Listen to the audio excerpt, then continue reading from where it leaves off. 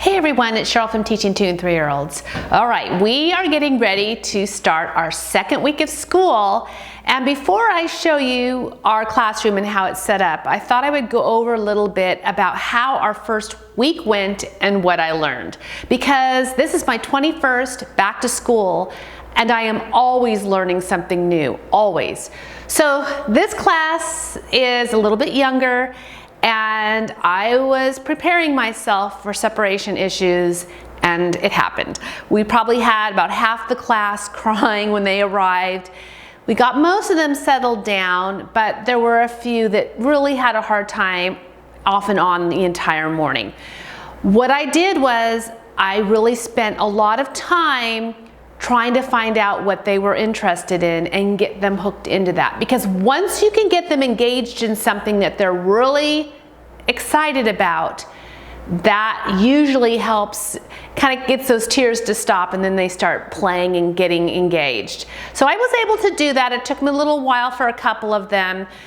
And then I knew that day 2 might even be harder. And that's the thing that I talk about in my separation anxiety post, which I'll drop a link in the description. But sometimes day 2 is harder than day 1 because they remember that mom, dad, caregiver, whoever left, dropped them off and left. They remember that as they're coming towards the door, and they tend to be a little bit more apprehensive about coming in.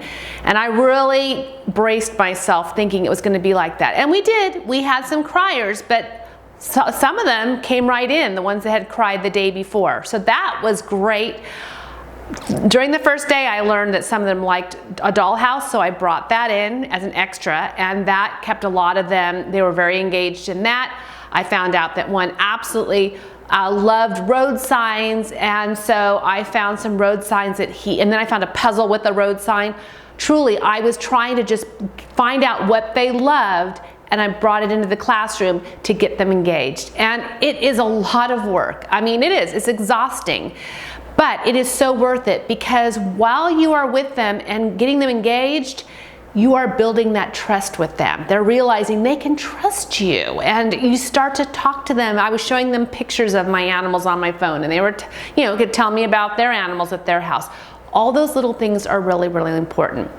So now we're going to go into week 2, and I am really not going to change out the classroom very much. In fact, what I'm going to do is probably just add a little bit to what is already here. And so when I take you around the room, I will show you how either it's the same or how I've added on to it, because I've watched them and I've seen what they're interested in, and I think this is going to do it. Couple of things I did change just after observing and realizing they weren't being used.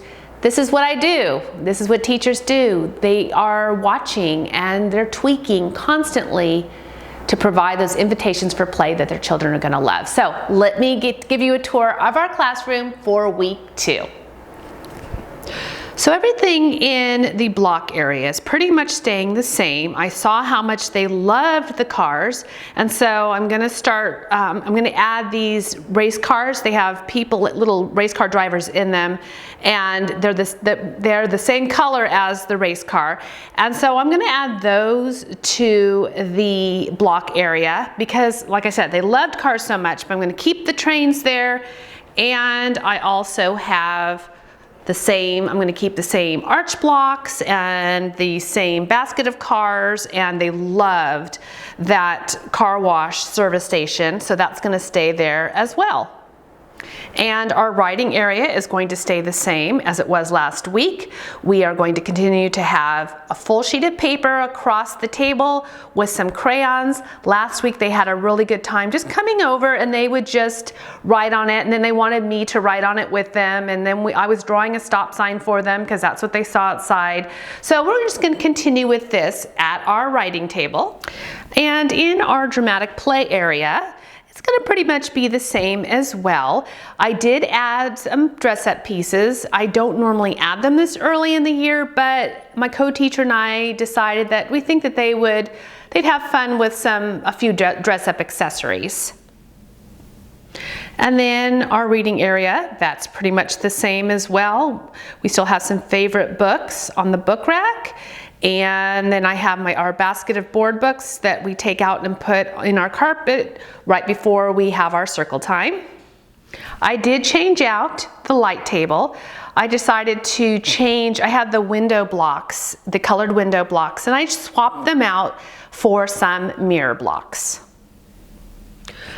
And for our art table, last week, if you recall, we had the same setup where we had a long sheet of paper that was taped to the table and we removed the chairs.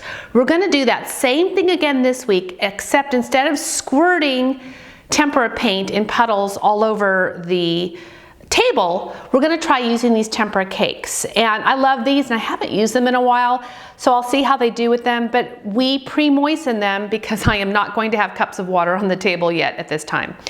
Not ready for that. So we will moisten these with a little bit, we'll squirt some water on top, and they can do just like they did last week where they walked around the table and they painted. It was such a success last week, and it really helped with our children who were having a hard time with separation anxiety. They loved coming over here and painting. Our easel is going to continue to simply be chalk, colored chalk. They've loved it, and it was a great way for them to work on fine motor skills. And then eventually I'll be ready to put paint on there, but I want to just limit the paint right now to the art table. And in our sensory bin, well, actually, we're going to welcome the sensory bin this week. We simply have some big cardboard blocks in our sensory bin.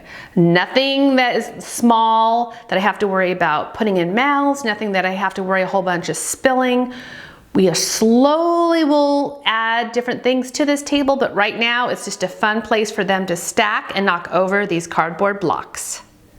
And then at our manipulative center, I changed out the puzzles because I learned that several of our children absolutely love vehicles. So I put a transportation puzzle over there. They love music, so I have a sound puzzle with different instruments. And I have a little guy that absolutely loves road signs. So when I was able to quickly find the puzzle with the stop sign, he was delighted.